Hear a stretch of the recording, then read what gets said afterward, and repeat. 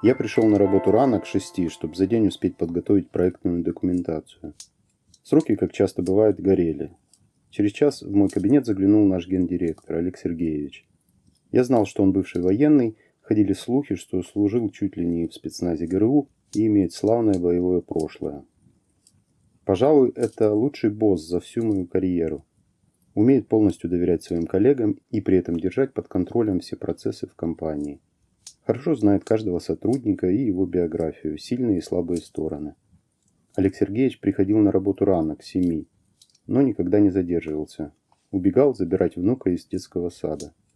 «О, ты здесь? А я думал, сегодня ты будешь в офисе только во второй половине дня». Гендиректор удивленно поднял брови. «Почему во второй? Переговоры ведь были вчера. Тетрапак наконец принял решение, надо сегодня все оформить и отправить на утверждение». «Это хорошо, но сегодня же 1 сентября. Да я знаю, сроки жмут, как всегда, но... Да бог с ним, с этим, с тетрапаком. Я не о них. У тебя же сыну 7 лет. Сегодня он идет в 1 класс. Да жена отведет. Если не утвердим концепцию на этой неделе, то запуск линии задержится аж до октября. Вадим, ты очень сильный специалист, но твое неумение расставлять приоритеты иногда убивает». Олег Сергеевич разочарованно вздохнул. «Я не понял вас». Гендиректор сел на стул. «Закрывай свой ноутбук и отвлекись. Расскажу тебе кое-что». Я захлопнул ноут, Олег Сергеевич начал рассказывать. Виктор пришел к нам в июле. Младший лейтенант с отличной боевой подготовкой, с опытом работы в горячих точках. Открытый, прямой, спокойный. А при общении всегда смотрел в глаза. Прошло чуть больше месяца, и мой взвод отправили в командировку. Этот августовский вояж был одним из самых жарких за всю мою службу. И в одном из боестолкновений Виктор погиб. Он как снайпер в походе всегда держался отдельно от основного отряда. И когда мы попали в засаду, он прикрывал нас. У него остались жена и 7-летний сын. По возвращении домой я позвонил вдове, попытался поддержать, предлагал любую помощь. Она очень за сына беспокоилась.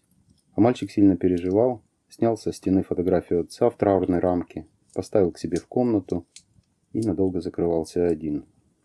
А что можно сделать в такой ситуации? Как помочь? Через пару дней в голову пришла одна идея. Бредовая, но лучше не было.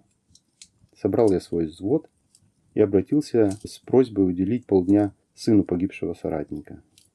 Как я и ожидал, никто не отказался. Но самое удивительное началось потом. Ко мне стали подходить солдаты и офицеры со всей части и спрашивать разрешения участвовать в планируемом мероприятии. Это уже было неожиданно. И вот 1 сентября во дворе одной из городских школ. Несколько десятков взволнованных первоклашек в нарядных строгих костюмчиках стояли в линейке и слушали речь директора школы о новом этапе в их жизни. Родители новоиспеченных школьников стояли в сторонке и умиленно наблюдали. Директор закончил основную речь фразой: «Друзья, сегодня у нас есть один особенный ученик. Его пришли поздравить друзья его отца. И тут из-за здания маршем ровной коробкой вышла сотня военных в парадной форме. Чеканя шаг так, что эхо раздавалось на несколько кварталов. Остановились напротив обомлевших первоклашек, а я на правах возглавляющего шествия произнес: «Поздравляю Селиванова Михаила Викторовича и его товарищей с началом обучения в школе». «Ура! Ура! Ура!» – отозвался строй. Я подошел к сыну Виктора и протянул ему 2 погона и сказал: «Это твоего отца. Храни их и всегда знай, что можешь рассчитывать на нас в любой ситуации». Мальчик вытянулся по струнке и держался строго, не обращая внимания на крупные слезы, стекающие по щекам. Он взял погоны и невпопад ответил дрожащим голосом: «Так точно, то есть вас понял». Олег Сергеевич поднялся со стула и спросил: «Во сколько линейка?» «В 9».